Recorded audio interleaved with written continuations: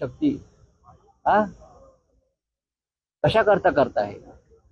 शिवसेना या विषयावरती आंदोलन करणार आहे, पण आम्ही थांबलो आहोत. चंद्रशेखरजी बावनकुळे यांच्यावरती माझा विश्वास आहे. मी त्यांना अनेक वर्ष ओळखतो, संवेदनशील मंत्री आहे. जिल्हाधिकाऱ्यांना सुद्धा बोलताना मला जाणवलं की त्यांना याच्यातून मार्ग काढायचा आहे. आणि या आजीबाईंसारख्या ज्या असंख्य आमच्या भगिनी आहेत, तुम्हाला त्यांचा आवाज ऐकावा लागेल. तुम्ही जबरदस्तीने त्यांची घरं आणि शेती ताब्यात घेऊ शकणार नाही. तुम्ही समृद्धीसाठी अनेकदा रस्ते वळवलेले आहेत ना, लोकांच्या जमिनी वाचवल्या आहेत. कॅप्टन खरातची जमीन तुम्ही वाचवली आहे 17 ठिकाणी. मग ह्या आमच्या भगिनींचं सुद्धा घर आणि शेती वाचायला पाहिजे, ही आमच्या शिवसेनेची भूमिका आहे. यात मला राजकारण फार आणायचं नाही, पण जर परत पुन्हा या भगिनी तक्रार घेऊन माझ्याकडे आल्या तर लक्षात घ्या, फार या नाशिकमध्ये वेगळा प्रकार घडू शकेल. साहेब, पण आपण आता मागणी काय केलेली आहे जिल्हाधिकाऱ्यांकडे? ज्या 2-3 प्रमुख मागण्या नाही, मुळात असं आहे की या भगिनी आहेत, या आजीबाई आहेत, त्यांचं म्हणणं ऐकायचं. माझं काही म्हणणं नाही. त्यांचं म्हणणं पूर्ण ऐकायचं. त्यांना जे हवं आहे ते त्यांची जमीन सोडणार नाहीत. तुम्ही जबरदस्तीने त्यांची जमीन घेऊ शकत नाहीत.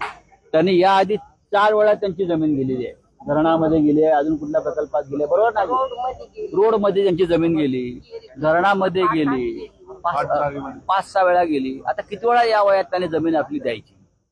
हा साधा भावनिक विषय आहे. आमच्या इतर भगिनींचा सुद्धा तोच विषय आहे. तुम्ही अलाइनमेंट बदलायचं आहे. आणि हे जे अधिकारी आहेत पवन दत्ता, त्यांच्यावर तुम्ही त्यांना शोकवास दिली आहे.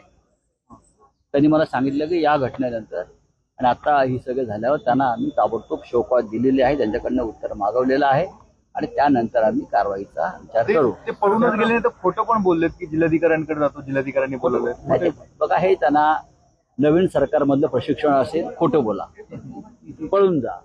त्याच्यामुळे हा प्रश्न मी संसदेमध्ये नरेंद्र मोदींना विचारणार आहे, भर पार्लमेंटला विचारणार प्रश्न मी.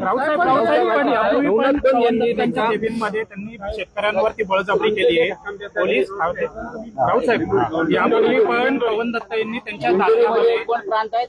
आप्पासाहेब शिंदे. दिंडोरीमध्ये सुद्धा हा प्रकार असेल. कोणीतरी आप्पासाहेब शिंदे नावाचे अधिकारी आहे. आप्पासाहेब शिंदे नावाचे एक प्रांत अधिकारी आहे. त्यांच्या सुद्धा अशाच प्रकारच्या अरेरावीच्या तक्रारी आहेत. मी दिंडोरीत जाणार आहे हे पण सांगतो.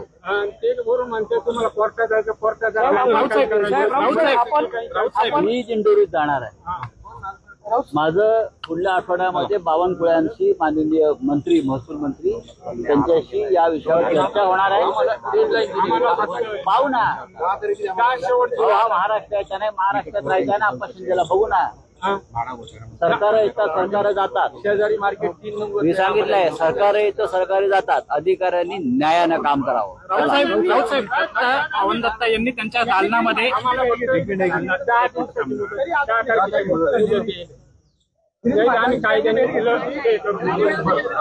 याच्यामध्ये हा विषय जो आहे हा प्रामुख्यानं शिवेंद्रराजे भोसले आणि चंद्रशेखर बावनकुळे यांच्या अखत्यारीतला आहे.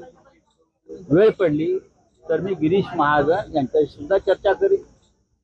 तशीच वेळ पडली तर राज्याच्या मुख्यमंत्र्यांना मी या आजीबाईंची व्यथा त्यांच्या समोर मांडेल. पवन दत्ता यांच्या केबिनमध्ये यापूर्वी पण त्यांनी पोलीस बळाचा वापर करत शेतकऱ्यांवरती अमानुष प्रकार केलेला आहे. तर या ठिकाणी खासदार संजय राऊतांनी नाशिक जिल्हाधिकाऱ्यांची भेट घेतलेली आहे. जबरदस्तीनं शेतकऱ्यांची भूसंपादन नको असे यावेळी राऊत यांनी या ठिकाणी जिल्हाधिकाऱ्यांकडे मागणी केलेली आहे. तर शेतकऱ्यांनी जबरदस्तीनं भूसंपादन होत असल्याचा हा आरोप लगावल्यानंतर खासदार संजय राऊतांनी नाशिकमध्ये जिल्हाधिकाऱ्यांची भेट घेतली.